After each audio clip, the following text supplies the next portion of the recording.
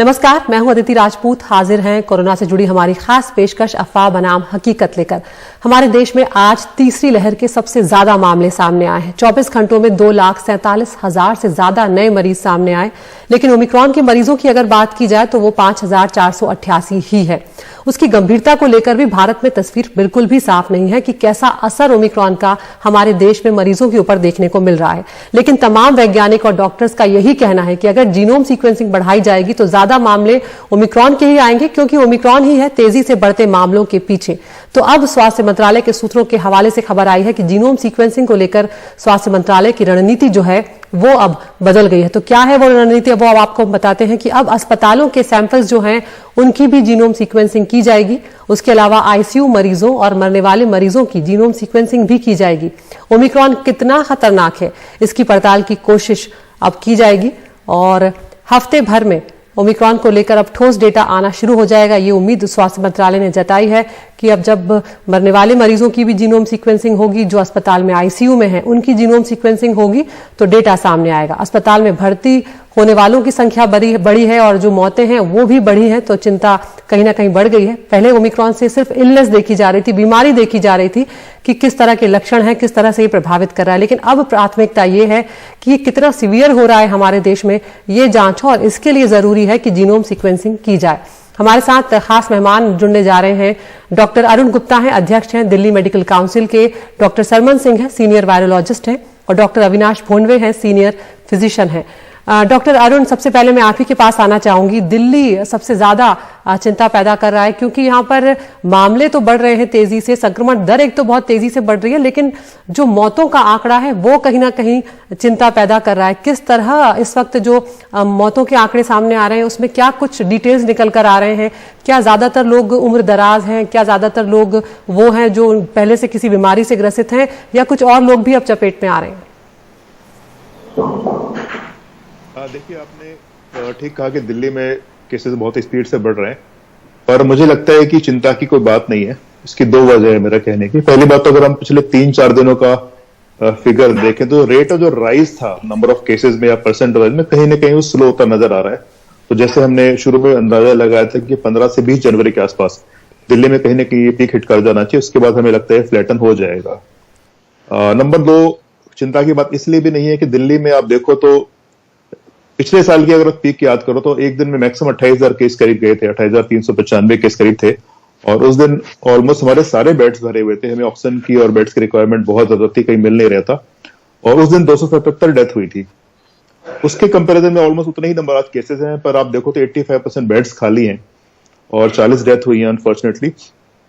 पर मुझे लगता है डेथ की, अगर आपने बोला तो डेथ का मुझे लगता है ऑडिटिंग होनी बहुत जरूरी है कि डेथ बिकॉज ऑफ कोरोना है कि इंसिडेंटल किसी और वजह से जो बीमारियां होती हैं उनमें डेथ, और उसमें वो आप कोरोना पॉजिटिव भी आ गई, क्योंकि कोरोना बहुत ज्यादा फैला हुआ है। तो मुझे दो बातें इंपॉर्टेंट है, इसलिए लगता है दिल्ली में बहुत घबराने की बात नहीं। और मुझे लगता है एक सरकारों का जो रोल होता है इसमें दोनों पार्ट होते हैं, प्रिवेंशन का पार्ट होता है और एक बीमारी होने के बाद मैनेजमेंट का पार्ट होता है।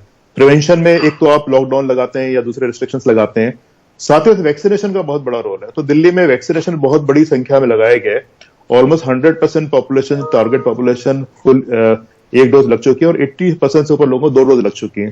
तो ये भी वजह है वायरस का उतना कहर न ढाने का इस बार नंबर ऑफ केसेस के बावजूद। एक तो वायरस की अपनी इनहेरेंट क्वालिटी होती है, इसका अपना कैरेक्टर होता है, प्लस दिल्ली में वैक्सीनेशन बहुत स्पीड से लगाया गया, तो उससे भी कहीं ना कहीं उतना डेडली इफेक्ट नहीं आ रहा। पर आने वाले दिनों में एक बात इंपॉर्टेंट यहां भी है कि पीक हम हो सकता है नंबर ऑफ केसेस की पीक हिट कर जाए अभी अगले 4-5 दिनों में, पर डेथ और जो सीरियस केसेस होते हैं कई बार ये 1-2 हफ्ता लैग करते हैं नंबर ऑफ केसेस से। तो हो सकता है कुछ दिनों तक हमें अस्पतालों में एडमिशन का रेट और डेथ का रेट कुछ मतलब इस पीक हिट करने के बाद हफ्ता दिन बढ़ता रहे।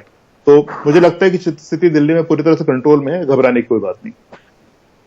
बिल्कुल, लेकिन बढ़ते हुए मामले कहीं ना कहीं चिंता पैदा करते हैं। डॉक्टर अविनाश भोंडवे, अगर मुंबई की हम बात करें, वैसे तो महाराष्ट्र में मामले तेजी से बढ़ रहे हैं, लेकिन मुंबई के आंकड़े पिछले 2-3 दिनों के जिस तरह से कम हो रहे थे, कहीं ना कहीं ये भी कहा जाने लगा था कि क्या ये पीक खत्म होने के संकेत हैं। लेकिन एक बार फिर से संक्रमण दर भी बढ़ी है, 24% तक चली गई है, 18 जो थी कल, और मामले भी तेजी से बढ़े हैं। तो क्या यहाँ पर समझ में आ रहा है ये जो मुंबई की स्थिति है इसे देखते हुए?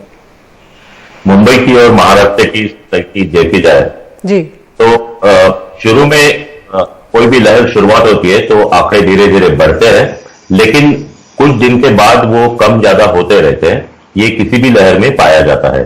तो पिछले 2 दिनों में कम हो रही, इसका अंदाजा ये नहीं लगा जा सकता कि ये लहर जो है वो कम हो रही है। ये अगले कुछ दिनों तक ये ऐसी ही मरीजों की तादाद बढ़ती जाएगी और ये काफी बढ़ के एक पीक पॉइंट पर पहुंच के नीचे आएगी। और हो सकता है कि ये अगले महीना भर, 1 महीने तक ये बात चलती रहेगी। इसमें मेन बात यही है कि मरीजों की जो मृतकों के आंकड़े हैं वो वैसे भी कम है। अभी भी आप देखा जाए तो जो मरीज सीरियस हो रहे हैं और जो भी जिनकी मौत हो रही है उसमें जिनको भी कोई कोमॉर्बिड कंडीशंस है वो लोग ज्यादा है।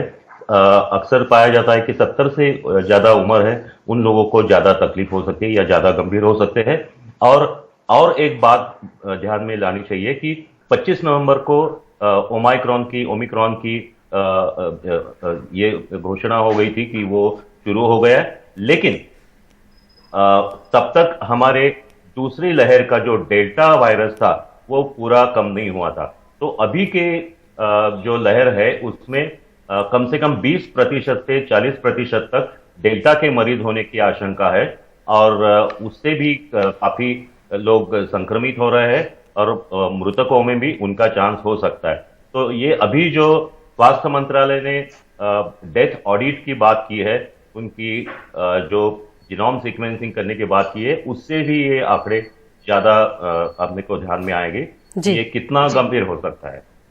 बिल्कुल डॉक्टर सरमन सिंह, यहाँ पर स्थितियां हम देख रहे हैं देश में किस तरह से मामले बढ़े हैं। आज सबसे ज्यादा मामले तेजी से बढ़े हुए हैं। अगर हम पिछले कुछ दिनों की बात करें तो 4 जनवरी को देश में 5% से ज्यादा वीकली पॉजिटिविटी वाले जो जिले थे वो 78 थे और एक हफ्ते में वो जिले 300 तक पहुंच चुके हैं। तो हम अंदाजा लगा सकते हैं कि फैलाव कितना तेजी से 28 राज्यों में ये फैल चुका है। मैं बूस्टर डोज को लेकर आपसे यहाँ पर पूछना चाहती हूँ कि लगातार मांग की जा रही थी कि बूस्टर डोज लगाना शुरू कर देना चाहिए। क्या हम कहीं लेट हुए हैं बूस्टर डोज लगाने में? अब तो शुरू हो गए, उसमें कोई बात नहीं, लेकिन उसकी इम्यूनिटी आने में, वो प्रोटेक्शन मिलने में थोड़ा वक्त लगेगा और अब इधर मामले भी तेजी से बढ़ रहे हैं। Aditi, thank you very much. Booster dose की बात करूंगा मैं, लेकिन थोड़ा सा मुझे आप दीजिए, थोड़ा सा पुरानी अभी जो बात चल रही है उसमें मैं बात करना चाहूंगा। जैसा कि हम सभी बात कर रहे थे, अभी बिल्कुल बॉम्बे से जो डॉक्टर साहब बोल रहे थे उन्होंने सही कहा कि, और आपने भी कहा, गवर्नमेंट का डिसीजन है कि डेथ जो ऑडिट हो उसमें जरूर हमको देखना चाहिए कि क्या ये डेथ ओमिक्रॉन से हो रही है या डेल्टा से हो रही है। लेकिन नंबर ऑफ केसेस का जहां तक सवाल है, आई एम 100% श्योर कि टेस्टिंग नहीं हो पा रही और कई जगह हम 15-20 दिन में जो रिपोर्ट जा रही है सीक्वेंसिंग की, तो उसका कोई मीनिंग नहीं है इस तरह के फास्ट स्प्रेडिंग जो एपिडेमिक होते हैं। अगर सीक्वेंसिंग टाइमली की जाए तो ये डेफिनेटली हमारा 70 से 80% ओमिक्रॉन की वजह से हो रहा है।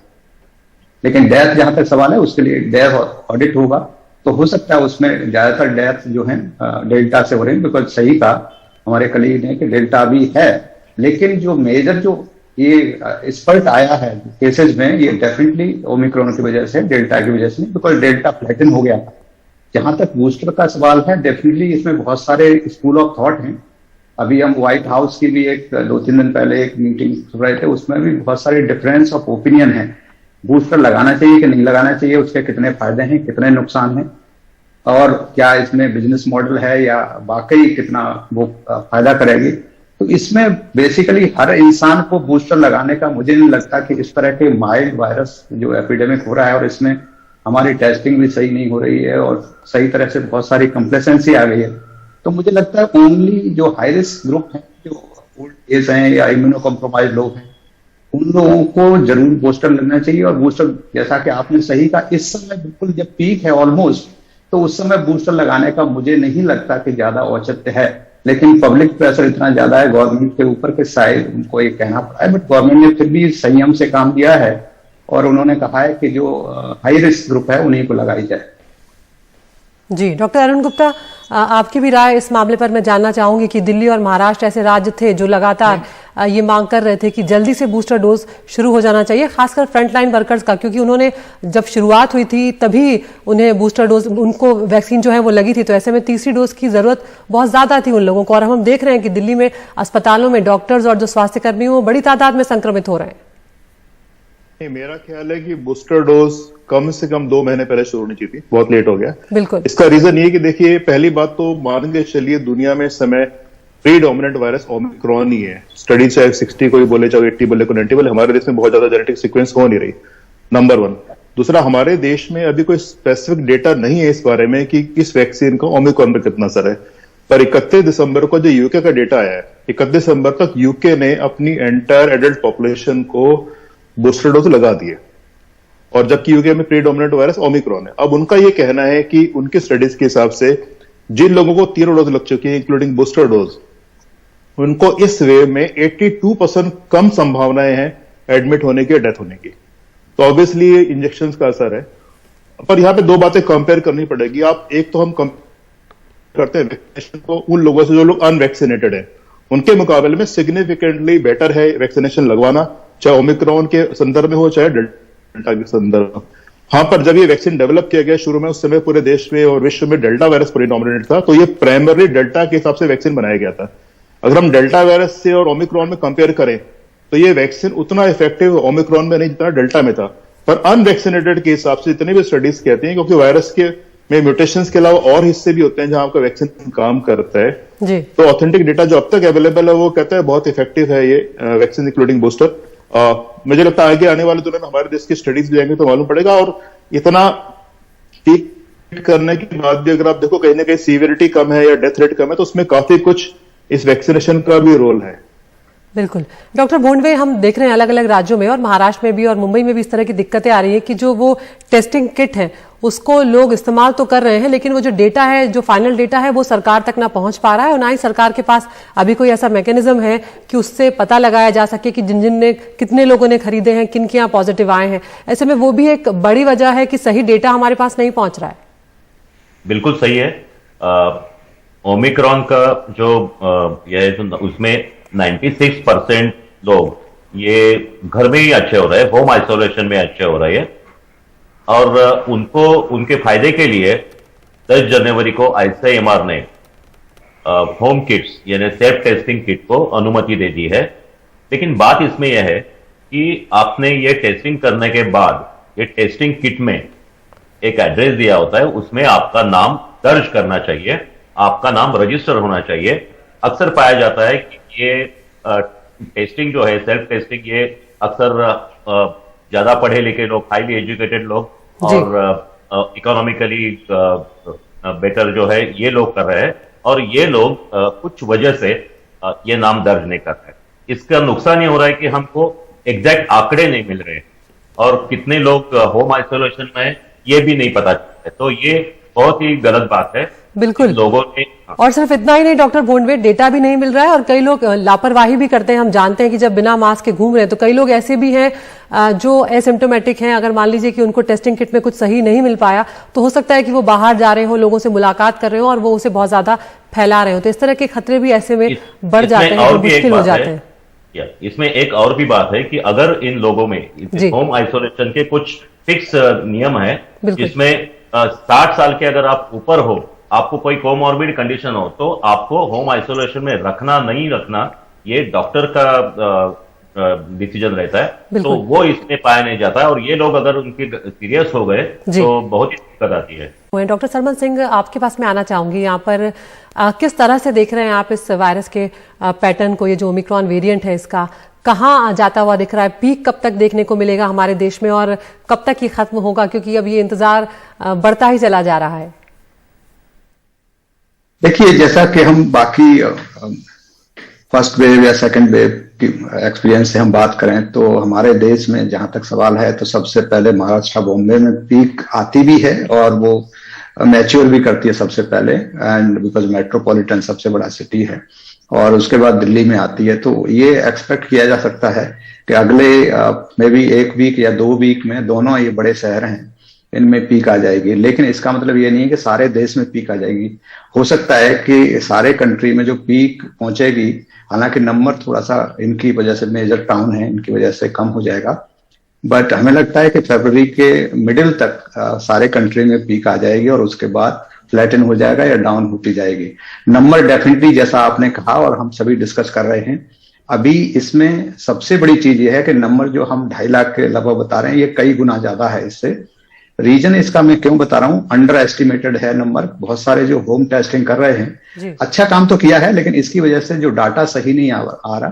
बिकॉज अगर एंटीजन टेस्ट की बात करें तो लगभग 70% हाईएस्ट जो सेंसिटिविटी है उसकी है। उसके ऊपर से सैंपल किस तरह से आदमी ने लिया, बिकॉज जो होम टेस्ट कर रहे हैं उसने कॉफी पी के किया, चाय पी के किया, या खाना खाने के बाद टेस्ट किया, तो उससे जो है फॉल्स नेगेटिविटी ज्यादा बढ़ जाएगी। तो ये भी बहुत सारे रीजन है। एक डॉक्टर, एक ट्रेंड आदमी जो स्वाब लेता है उसका लेना, और अपने आप जो लेता है अनअदरवाइज ट्रेंड है आदमी, तो उसके बहुत सारे रीजन है। तो मुझे लगता है कि 2.5 लाख से कई गुना मरीज हैं इस समय हमारे देश में। बिल्कुल, तो 2.5 लाख से कई गुना ज्यादा मरीज है। डॉक्टर अरुण, वक्त की कमी है मेरे पास। दिल्ली में स्थिति बहुत खराब देखी थी हमने दूसरी लहर में, क्या अब हम तैयार हैं पूरी तरह से? अगर अस्पतालों में भर्ती करने वालों की तादाद बढ़ती है तो हमारे पास व्यवस्था है पूरी? बस मुझे लगता है दिल्ली, क्योंकि सेकंड वेव में हमने बहुत कुछ सीखा, बड़ी स्पीड से बढ़ा था, हम लोग भी कई जगह परेशान हो गए थे, पर इस बार तैयारी पूरी है। दिल्ली में इस समय 14,800 बेड रेडी हैं जो कोरोना के लिए डेडिकेटेड हैं। उसमें से खाली 15% बेड भरे हुए हैं, 85% बेड आज भी खाली है। और वह बहुत छोटे नोटिस में इन बेड्स को हम 40,000 तक बढ़ा सकते हैं। बिल्कुल। दिल्ली में हेल्थ केयर वर्कर्स 10,000 से ऊपर वो भी रेडी हैं। ऑक्सीजन का पूरा इंतजाम है, डॉक्टर्स, मतलब हर चीज इस बार इंतजाम है। खुद भगवान करे कि ना बढ़े, ये हमारी पूरी कोशिश है और हमें लगता है कि नहीं बढ़ेगा। हाँ ठीक है, अभी कुछ अगले आने वाले 2-3 हफ्ते थोड़े से अलार्मिंग रह सकते हैं कि आपको लगेगा कुछ बढ़ रही है, पर जो व्यवहार इस वायरस का बाकी राज्यों से और बाकी देशों से नजर आ रहा है, मुझे लगता है कि घबराने की जरूरत नहीं, दिल्ली पूरी तरह से तैयार है। बिल्कुल, यही उम्मीद करते हैं कि ईश्वर करे ऐसा ही हो कि स्थिति बहुत ना बिगड़े और इसी तरह से जो पीक है 1-2 हफ्ते में आकर और चले जाए, गंभीरता कम से कम ना देखने को मिले। मेरे पास वक्त इतना ही है। Doctor Sarman Singh, doctor Avinash Modme, doctor Arun Gupta, बहुत बहुत शुक्रिया आपका हमसे जुड़ने के लिए और ये महत्वपूर्ण जानकारियां हमारे दर्शकों तक पहुंचाने के लिए। तो उम्मीद करते हैं कि दर्शक जो ये देख रहे हैं शो, वो इस बात का ध्यान रखें कि कुछ और वक्त का इंतजार है, और अगर वो मास्क पहनेंगे, सोशल डिस्टेंसिंग का ध्यान रखेंगे, तो वो खुद को और अपने करीबियों को बचा सकेंगे। आज के लिए इतना ही, नमस्कार।